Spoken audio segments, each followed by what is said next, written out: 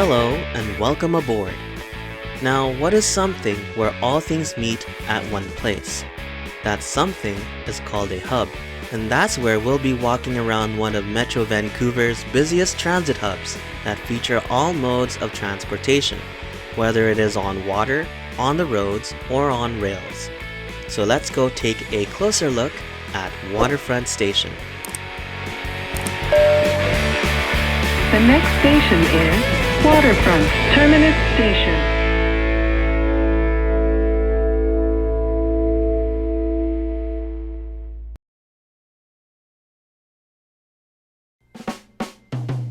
Waterfront is a station in downtown Vancouver, located at the south side of the Vancouver Harbour. Opened in 1914, it served as the Pacific terminus of the Canadian Pacific Railway, where trains travel to other Canadian cities such as Toronto, Ontario, and Montreal, Quebec.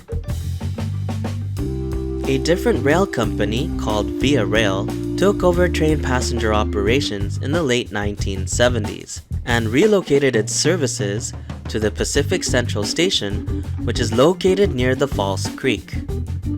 October 27, 1979 was the last day a passenger train departs Waterfront Station.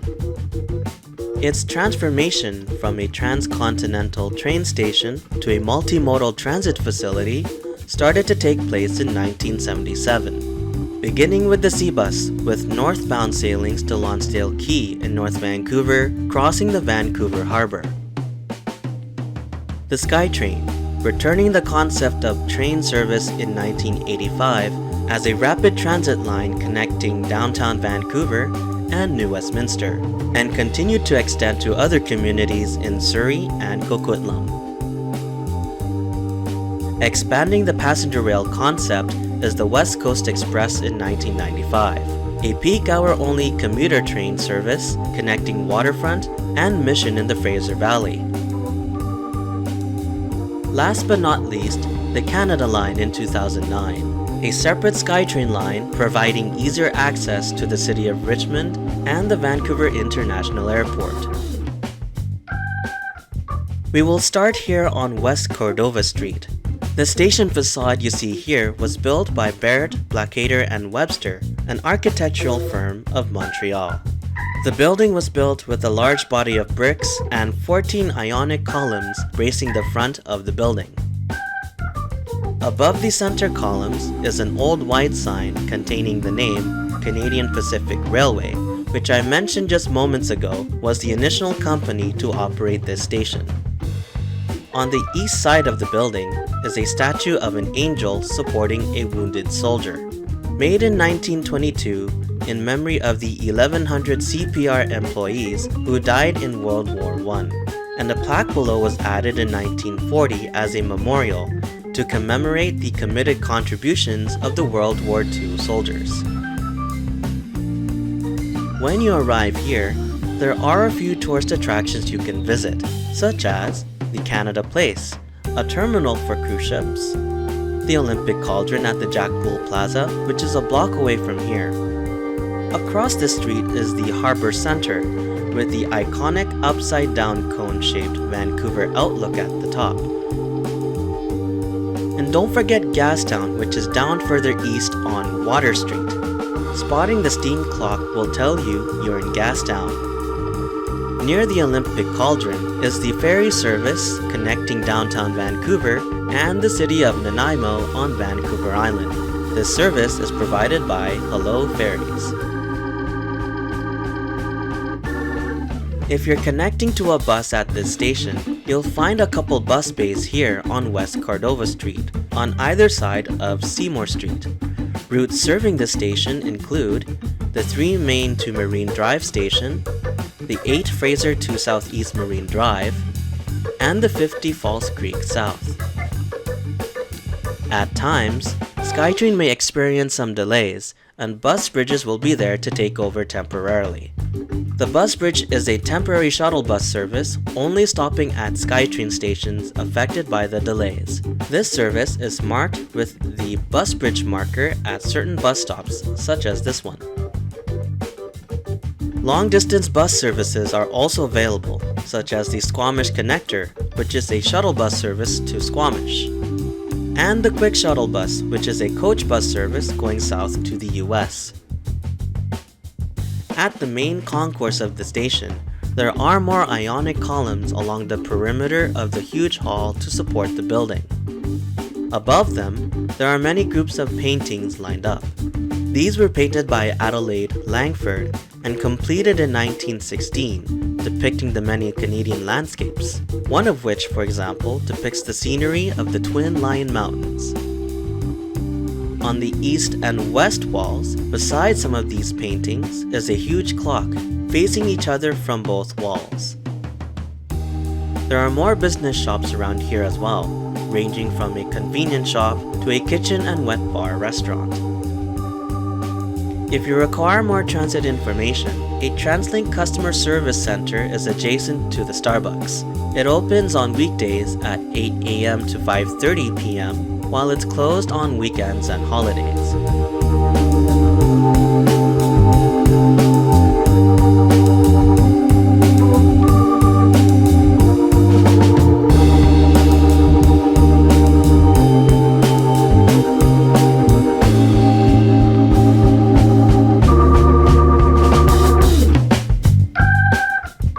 As we head to the terminal, we cross the overhead bridge going over the tracks of CPKC and the West Coast Express station, which we'll go to later in the video. Towards the end of the bridge, you'll see a space for buskers, and going past it are the elevators, giving full accessibility to the SeaBus for those in a wheelchair or with a stroller. Beside the elevators are sets of staircases. In case of an emergency, they will be useful, but we won't use them today.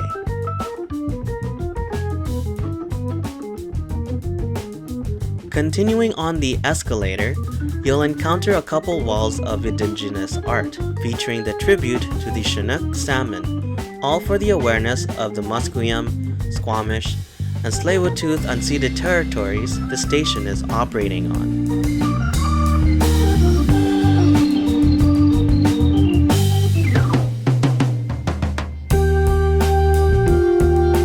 As we head towards the SeaBus terminal, you will see a sign saying when the next SeaBus arrives and which side it will pick up from. Right now, it's showing just over 5 minutes before arrival, and it's coming on the right-hand side.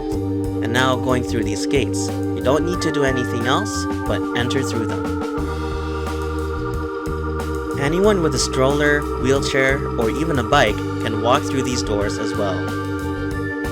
On the terminal platform, there are a few passenger amenities available, including wall seating on either ends of the platform, a touchscreen kiosk for more travel information, and public washrooms. There are 6 vessel entry doors, including their ramps. Once the SeaBus arrives, the ramp will come down and the doors will open, letting the passengers on the SeaBus off first onto the disembarking platform before picking up new passengers on the designated waiting platform.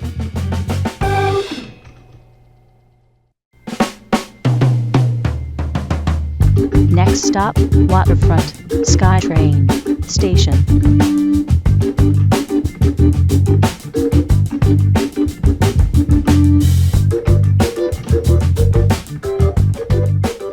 On the way there, an exit door is provided here for those going for other passenger services like Helijet, or for a nice view of the SeaBus heading to North Vancouver. To go through this exit, you must tap your compass card as you're leaving the fare paid zone.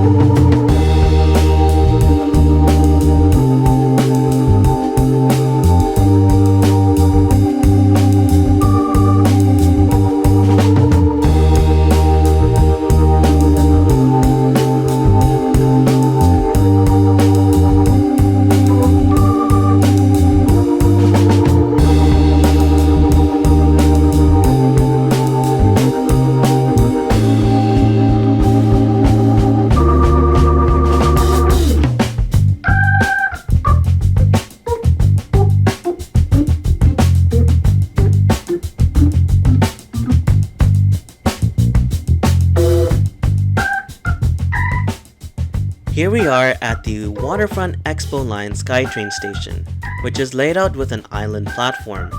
Generally, throughout the day, Platform 1 are for trains making their last stop and passengers disembark here, while Platform 2 are for trains to either King George or to Production Way University. There are destination signs on each platform showing when and where the next 3 trains are going. Did you know this station also served the Millennium Line?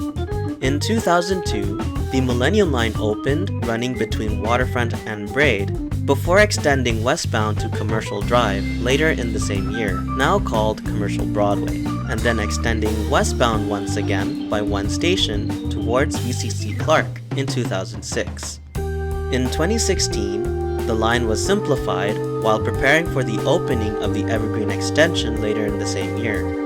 In other words, stations between Waterfront and Braid only run on the Expo line.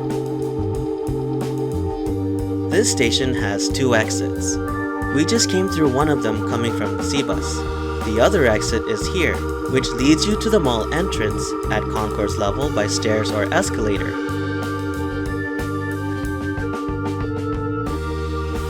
And the House Street entrance by taking another escalator. Unfortunately, because there are no elevators on this side, it is not accessible for wheelchairs and strollers.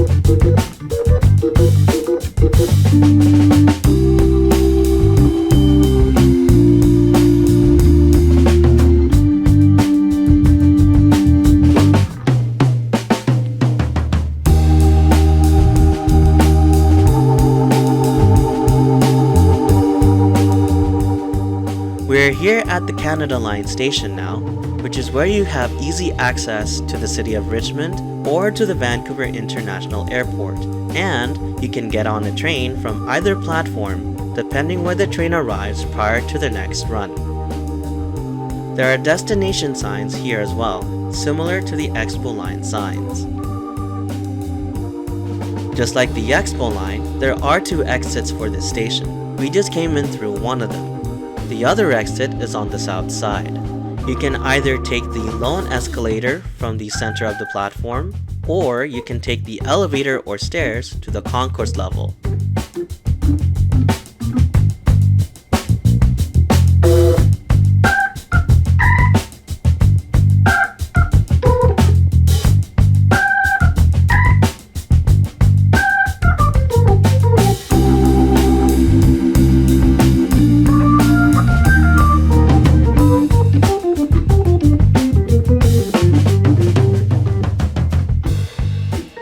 From there, you take another elevator or escalator to exit the station.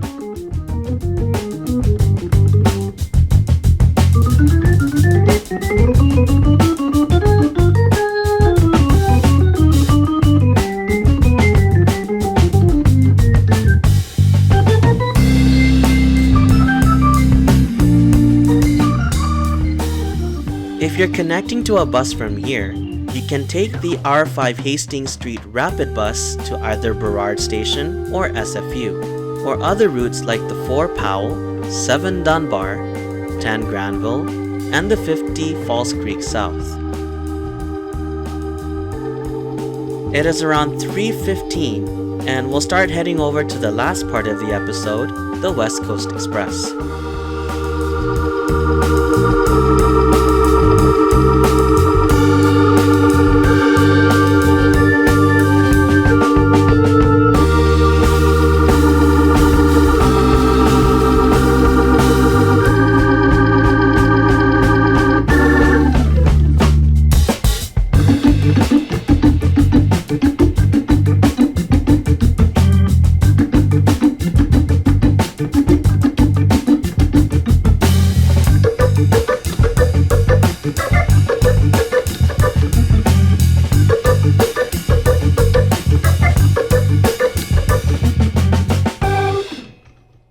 You may have noticed I tapped my card twice before boarding. The West Coast Express have a different fare structure. With that extra tap, it will ensure you're charged the correct fare when you tap off at the station you get off. A key note that along with SeaBus, SkyTrain, and Canada Line, you must tap off on the West Coast Express as well.